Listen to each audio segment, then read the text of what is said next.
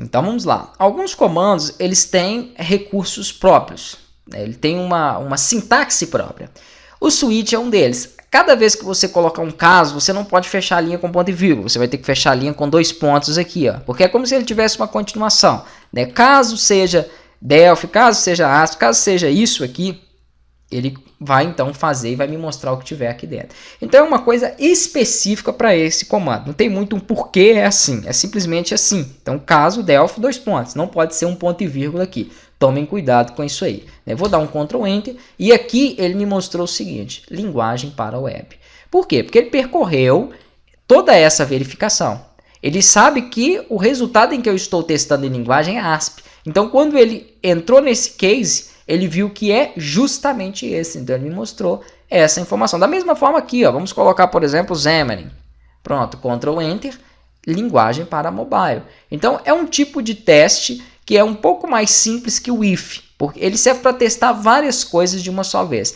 Ah, e se não for nenhum desses, por exemplo, vamos colocar aqui Java, né? Java pode ser para desktop, para web e para mobile, né? Vamos até colocar um outro exemplo aqui, ó. Vamos colocar um Action Script. Action Script, ele pode ser para desktop, pode ser para aplicações. Também já tem algum desenvolvimento para mobile, embora não seja aconselhável. Mas eu vou colocar esse, tá? É só um dos exemplos que não estão do meu case. Se ele não existir ou não estiver no case, nós podemos utilizar aqui, ó, um default. Dessa forma aqui, ó. Default é o seguinte. Se for default, é porque não tem ou não foi testado em nenhum dos outros. Não é nem Xamarin, não é nem ASP nem Delphi, é uma diferente. Então vou colocar aqui, ó, não por exemplo, não é nenhuma das linguagens. Pronto, ok. Ou não tem essa linguagem, ou linguagem não encontrada, alguma coisa do tipo. É porque ele não está dentro dos meus testes. Ctrl Enter não é nenhuma das linguagens. Né? Das linguagens que ele fala, testada, não é nenhum dos objetos que eu testei. Isso pode acontecer durante um desenvolvimento. Né? Você coloca vários cases. Se o usuário entra com algum valor diferente daquilo, aí você vai dar uma informação para ele. Então, se algum valor que não está sendo testado, me mostre o default. Ele cai aqui dentro desse default. Isso aqui nós vamos ver também na prática. Claro que vai ficar um pouco mais fácil para vocês entenderem quando nós estivermos aí montando os projetos práticos, né? Mas a estrutura de um suite é feita dessa forma, né? O teste dele é feito dessa forma. Vou deixar aqui ASP novamente, ó.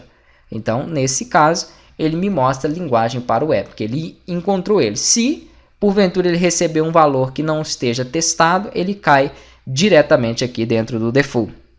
Então, ok, de switch aqui, né, é bem tranquilo, vou deixar com essas informações e nós vamos começar a trabalhar. Vou salvar ele aqui, vou pedir um novo. Vamos começar a trabalhar agora, vou salvar ele com arrays. Então 04, arrays que são aí também muito utilizados, né, dentro dos conceitos de programação. Essa sequência que eu estou fazendo são de acordo com a sequência de uso, tá joia? Então em primeiro lugar, as variáveis, depois os testes de condições, depois os suites, né, que são muito utilizados aqui dentro do ActionScript, e depois os arrays. Então, vocês vão trabalhar com todos eles. Aqui nos arrays, vamos fazer a mesma coisa, vou renomear aqui para ações, e vamos trabalhar as ações aqui para que nós possamos criar, né, arrays. Beleza. Para me criar, vou criar e vou declarar ele aqui. Vamos entender primeiro o conceito de array.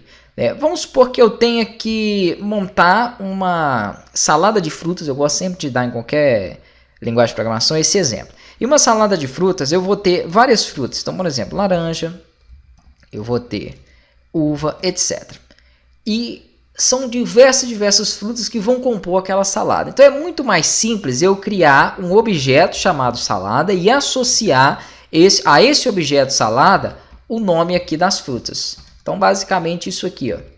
Só que a forma de estruturar isso é chamado array, né? Como se o array guardasse várias variáveis ali de forma externa. A forma de criar um array é essa, ó. Variável, né? Você coloca var, salada, o nome dele, 2 pontos, e fala que ele é do tipo array.